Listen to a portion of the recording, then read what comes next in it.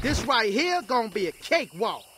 Currently, right now, the Tekken 8 developers are going to implement patch 1.09. I am waiting for the patch notes. By the time you guys see this video, the update probably will be days old. But what I want to talk about before then is this tweet that was made from Arslan and Ash. Now, the reason why I'm talking about it so soon and uploading it so late is because I don't think the patch notes will address this part of what Arslan Ash is talking about. And it's a very important thing, you know. I do a lot of complaining on the channel, I admit, and people all turn around and say, Moonsault, you got to stop being so negative, be positive. But really all that I be trying to say is that this game is going down a bad path. Before it came out, I was the biggest supporter of it. People used to call me the biggest shill and meat rider. And, you know, 9 months of this game, 10 months of this game being out, how did we get to this point? I think this game did a lot of crazy things that players were not expecting from monetization and also gameplay design, and it put us in this situation. And a lot of people have been very calm and patient and gave them time to react and adjust, but the developers just haven't done so. So with that being said, the tweet from Arslan and Ash, it has 200,000 views at the time, 2,600 likes. This is a big tweet. A lot of people responded to this, and I'll get to those responses after. But he says, the state of Tekken is extremely volatile right now. The more I play the game, the more depressed I become. Let's just stop there. I feel like I was just saying this a second ago, where like when I play Tekken 8 is when I start to produce some of the worst content. I become so sour, so vengeful, spiteful. Arslan's kind of feeling the same thing. And I just want to highlight that because I was feeling the same things as Arslan, but in a slightly different way. He says, it feels like the game has devolved into a single launcher followed by 50-50 mix-ups, and that's it. I think that kind of gameplay design is just not good because, I mean, there's no gameplay there. You make one mistake and it's over. I know Tekken 7 had crazy combo damage. If you look up a video of Main Man Sweep playing Marduk, you'll see that, right? But Marduk is an anomaly. Geese Howard, Akuma is an anomaly. There's many characters in Tekken 8 that has the power to end your life before the round even hit 5 seconds. And I know the developers wanted to add more aggression, more speed, more hype, but I don't know if this is the outcome that they expected. I look at some of the things that these characters are capable of, and I think, did Harada intend for that to happen? Did they intend for the character to jump behind you, you know, in a weird way, off axis tracking, or is this things that they didn't think was possible and they're just as shocked as us? He says, this game needs systematic changes more than balanced changes, in my opinion. Now, this is something that I also try to highlight, but you know, I'm a Yoshi main, right? So whenever I say it's not a Yoshi problem, it's a game problem, it sounds like downplaying. But really, bro, I think that's the true issue that's at hand here. There's characters who do crazy things, but it's the game that allows them to do that with the way that the Oki works, with the way that the heat works.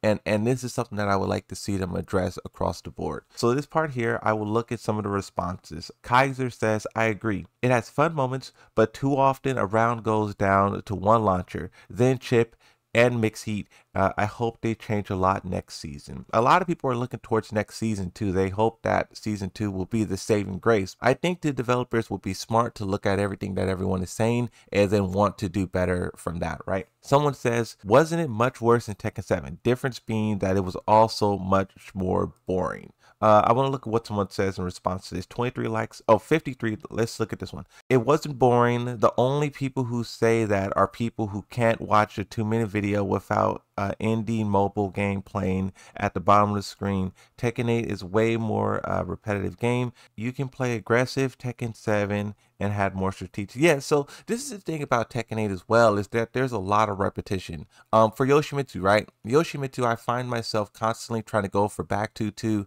activate heat, and then do a busted mix-up into a combo and kill. The heat is too streamlined. It's too simple to where you're always going into the same, you know, situations. You're doing the same inputs. Sometimes the most effective and best decision is the same thing you did the past 10 games, right? So I think Tekken is suffering from that. And I also agree that, you know, Harada said that he wanted to make Tekken 7 was boring to watch and he wanted to make it faster, but where did that come from? Tekken 7 broke all the records. Tekken 7 re-injected this game with so much life. How did he look at that and say it needs to be faster? I do agree that backdashing was becoming very, very obnoxious towards the end of Tekken 7, but I think looking at what Tekken 8 is now, there would have been better ways to handle that than what they did, right? I think backdashing was not this much of a problem to where you need to throw in heat aggressive 50-50s everywhere. You gotta embrace your mentality from months ago, bro. And it's a tweet where Arslan Ash says, when I stopped thinking I was the best player and started enjoying the game as a newbie,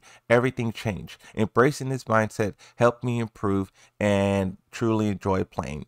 I know it's challenging, but it's the way forward. I'm going to look at the quote tweets because I know there was a lot of interesting thing in here. Like this one here from Kokomo was a big one. It says, this is what I talked every time. Company said 8 will be easy for noobs and hard for pro players, but reality is everyone paid $80 for a gambling game whole time. Noob, middle, high tier players all feel the same and talk the same. What the game is unpleasant because we are only doing gambling the whole time. That's why we don't want to play a long time. I don't think the heat system is a problem. Real problem is all characters movesets, all for just 50, 50, 50, 50, 50. Cybele, what is that? Cybele tried to do 50, 50 the whole time. Even pro player as me think this. Then what about real noob or middle players? This is also something I try to highlight as well, is that no matter what the skill of the opponent is, we see the same talking points being said. FDX says, I think this is mainly a problem with S-tier characters. The world's best fighters in these S-tier characters from 6 to 12 hours every day. What Arslan is conveying here is probably not comparable to most players' experience, me included. I wonder how it would feel if everyone were Steve tier. I disagree. I disagree with FDX. I do not think that, and I said this before, I said if you nerf 10 characters, the outcome of the game is still the same in my opinion. There's a lot of people in the comment section who's saying stop coping. Stop coping, it's a system, stop the cope. FDX says, great, good talk, great discussion. Yeah, I don't know. I have to disagree with FDX there. I have to disagree. One final tweet. This comes from Joka, then Arslan Ash responds. Joka says, if Alyssa, Dragunov, Nina, Yoshi, Kahuma, Shahid, and Law doesn't get nerfed tomorrow, and then it's a meme of Shaq. Arslan Ash asks this and says, seriously, nerf Heihachi and Jin. Heihachi's HS 50-50 at the wall is ridiculously broken. Why is Jin 2-1 only -3? And mid safe follow up when Azucena's 2-1 is -7. Jin up 4-2 should be -10, just like Fangs. This is what I also dislike about the player base as well, is that the player base will list out like 20 different characters that should be nerfed, but then exclude their own. You know, I say that Heihachi is S tier. A lot of people say that he's A tier, but if you nerf all of the top tier characters and you bring them down, Heihachi is really going to shine through and he is really going to be #1. So I think you just have to nerf all of those characters, even if you just hit Heihachi a little bit. If you don't think he deserves it a lot, you still have to hit him, because if you hit every character who's in front of him and not him, he will really be S tier at that point, right?